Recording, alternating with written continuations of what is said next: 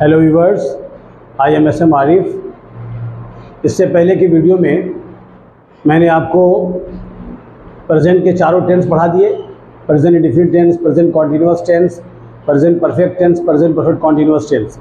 उसके बाद मैंने पास्ट के चारों टेंस पढ़ा दिए। Past indefinite tense, past continuous tense, past perfect tense और पास्ट परफेक्ट कॉन्टिन्यूअस टेंस।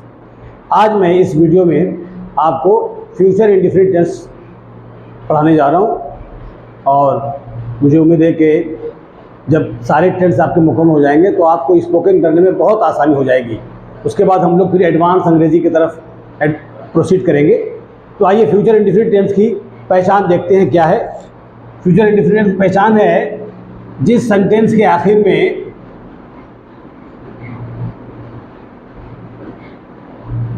जिस सेंटेंस यानी वाक्य, जिस वाक्य के अंत में या जिस सेंटेंस के आखिर में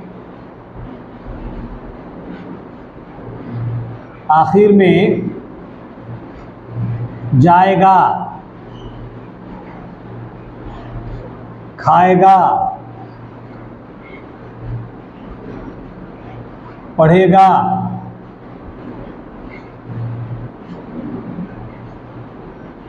या जाएगी, खाएगी, पढ़ेगी, या जाएंगे, खाएंगे, पढ़ेंगे,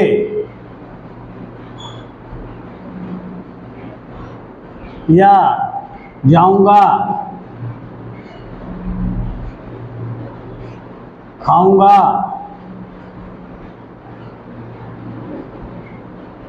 पढ़ूंगा,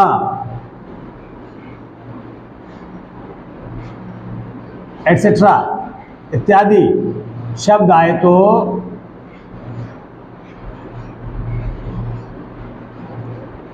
वह वाक्य फ्यूचर इंडेफिनिट टेंस में होता है। वह वाक्य फ्यूचर इंडेफिनिट टेंस में होता है। टेंस में होता है।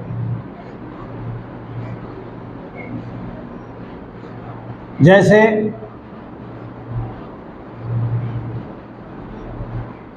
यास्मीन खाना बनाएगी।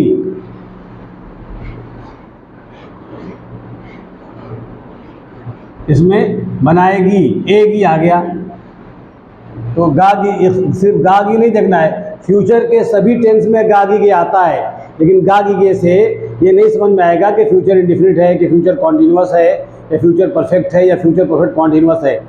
गागी गे के ठीक पहले अगर जाए खाए के बाद गागी गे आ रहा तो फ्यूचर इंडेफिनिट, अगर जा रहा होगा, खा रहा होगा यानी रहा होगा, रही होगी आएगा तो फ्यूचर कॉन्टिन्यूअस, जा चुका होगा, जा चुकी होगी यानी चुका चुके के साथ गागी गे आएगा तो फ्यूचर परफेक्ट। तो इस तरीके से गागी गे से ये नहीं पता चलेगा कि ये फ्यूचर का कौन टेंस है। गागी गे ठीक पहले हमको देखना होगा कि अगर जाएगा, जाएगी, जाएंगे, खाएगा, खाएगी, खाएंगे, खाऊंगा, पढ़ेगा, पढ़ेगी, पढ़ेंगे, पढ़ूंगा, ऐसी पहचान आती है तो वो फ्यूचर इंडेफिनिट टेंस होगा। ये दिमाग में रखना है। तो जैसे यास्मीन खाना बनाएगी, या लड़के स्कूल जाएंगे,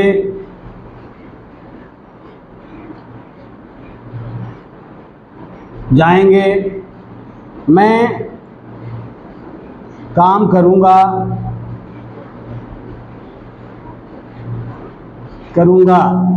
एटसेट्रा। अब आइए नियम देखिए, रूल क्या है। रूल नंबर 1, आई और वी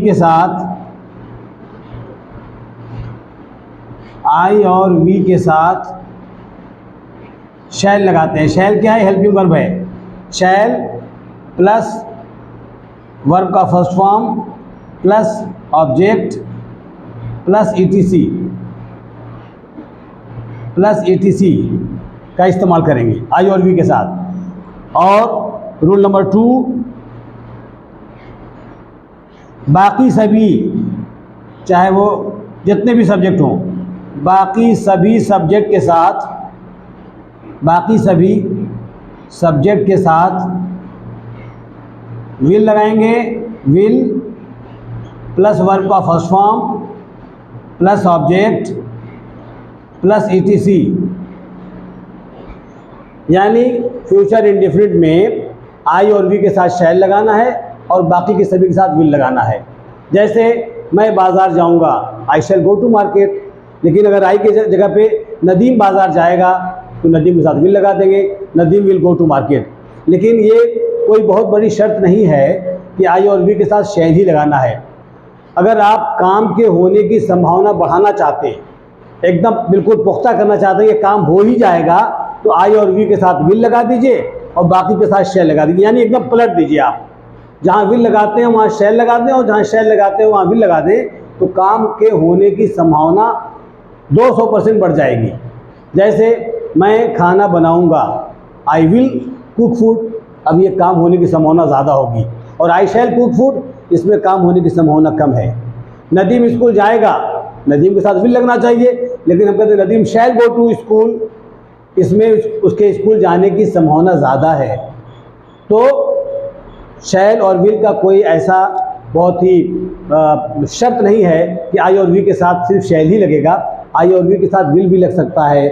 और वहाँ आप आई और वी के साथ विल लगाएंगे जहाँ काम होने की संभावना ज़्यादा हो, और बाकी सभी के साथ वहाँ शैल लगा दीजिए जहाँ काम होने की संभावना बहुत ज़्यादा हो। तो जैसे, तो एक बात तो समझ में आ गई कि इसमें एक वचन और बहुवचन का कोई मामला नहीं है, कोई इशू नहीं है।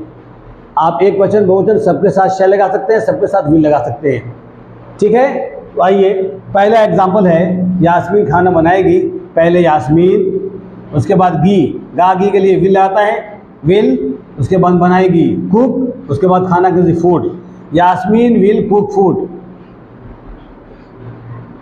Yasmin will cook food. अगर यास्मीन शैल कुक फूड कह दें तो खाना बनाने की पॉसिबिलिटी और बढ़ जाएगी, विश्वास और बढ़ जाएगा, तो कोई डिफरेंस नहीं है। लड़के स्कूल जाएंगे, सबसे पहले सब्जेक्ट बॉयज़, उसके बाद गे के लिए शैल या विल, जाने के नज़दीक go to school. Boys shall go to school, आपने अगर शैल लगा दिया तो अब स्कूल जाने की पॉसिबिलिटी ज़्यादा है। Boys shall go to school. और boys will go to school, तो पॉसिबिलिटी कम है, जा भी सकते हैं, नहीं भी जा सकते हैं। आइए, मैं काम करूँगा, मैं आई, उसके बाद गा के लिए शैल, करना की energy do, I shall do work, I shall do work. I के साथ अगर विल लगा दें तो काम करने की संभावना बढ़ जाएगी। आई शैल डू द वर्क, मैं काम करूँगा, आई शैल डू द वर्क। ये सिंपल सेंटेंस हुआ। अगर इसका निगेटिव इंट्रोगेटिव आ जाए तो कोई डिफरेंस नहीं। निगेटिव इंट्रोगेटिव में नियम यही रहेगा, सिर्फ जो मैंने आपको पहले स्ट्रक्चर बताया है उसी हिसाब से आपको उसको चेंज कर देना होगा, बाकी कहीं से कोई दूसरी दिक्कत नहीं है। जैसे मैं कह दूं कि पूनम, निगेटिव सेंटेंस देख लीजिए, मैं नंबर 2 नकारात्मक। अगर नकारात्मक वाक्य आ जाए तो इसका भी वही नियम होगा, पहले सब्जेक्ट लगा देंगे, उसके बाद विल या शैल प्लस वर्ब का first form plus object plus etc. जैसे नदीम स्कूल नहीं जाएगा, स्कूल नहीं जाएगा, तो पहले क्या हो जाएगा, नदीम, फिर हेल्पिंग वर्ब विल, फिर नॉट 3 नंबर में होगा, जाने के go to school. Nadeem will not go to school, Nadeem will not go to school. अगर क्या पहले आ जाए तो विल पहले कर देंगे। जैसे क्या नदीम स्कूल जाएगा, इसमें 3 का 1 कर देते हैं।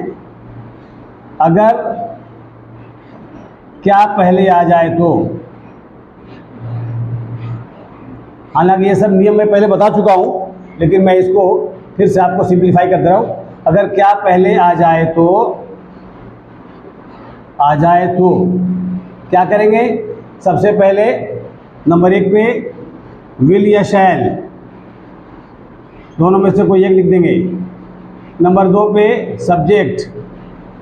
नंबर 3 पे अगर नॉट आता है तो नॉट। नॉट के लिए नहीं आना ज़रूरी है, नहीं आएगा तभी नॉट लगाएंगे।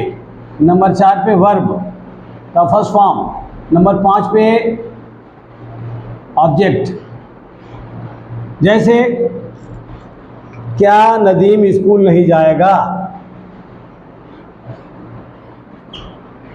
क्या पहले आ गया तो विल या शैल को पहले कर देंगे। क्या नदीम स्कूल नहीं जाएगा, will Nadeem not go to school. क्या नदीम स्कूल नहीं जाएगा, क्या पहले आ गया तो पहले helping verb, will Nadeem not go to school.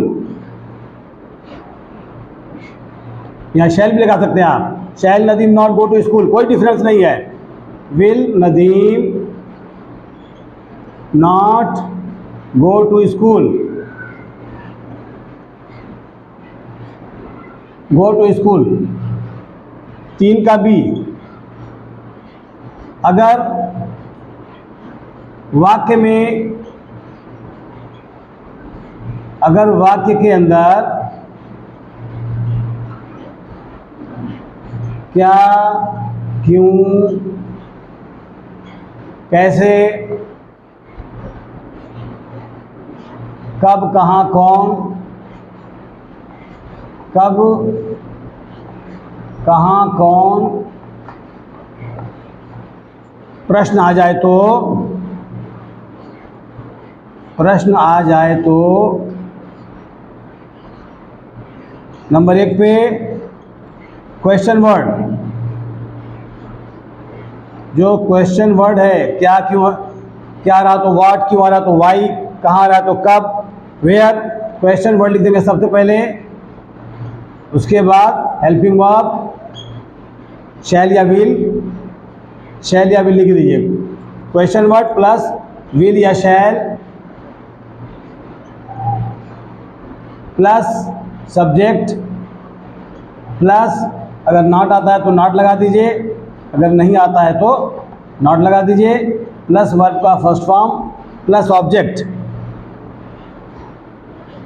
जैसे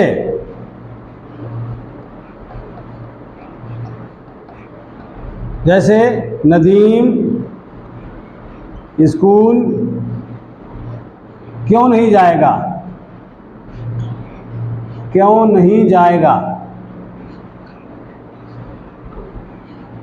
क्यों अंदर आ गया, पहले वाई, उसके बाद हेल्पिंग वर्ब विल, फिर सब्जेक्ट नदीम, फिर नॉट, फिर वर्ब गो टू स्कूल।